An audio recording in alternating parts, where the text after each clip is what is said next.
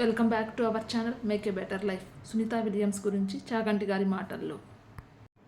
Sunitha Williams దాదాపు 6 నెలల పాటు అంతరిక్షంలో ఉంది. ఆవిడ ఒకప్పుడు ఐఐటి బాంబేలో ప్రసంగం చేయడానికి వెళితే అంతరిక్షంలోకి వెళ్ళినప్పుడు ఏ వస్త్రాలు వేసుకుందో ఆ వస్త్రాలే వేసుకుని పిల్లలను ఉద్దేశించి ప్రసంగించడానికి వెళితే పిల్లలందరూ ఎంత మురిసిపోయారు. ఆ భూమ్యాకర్షణ శక్తి లేక గదిలో ఇలా తేలుతూ ఉండడంలో అరికాలు నేల మీద పెట్టడం కుదరదు కాబట్టి ఆగవలసి వస్తే ఈ కాలే దేనికో ఇలా అడ్డంగా పెట్టి ఆపుకుంటే అరికాలుకున్న మందంగా ఉండే తత్వం పాదం యొక్క పైభాగానికి వచ్చేసింది. 6 నెలలు అంతరిక్షంలో వ్యోమగామిగా ఉండి భూమి మీదకి దిగినటువంటి ఒక స్త్రీ అంత గొప్పది.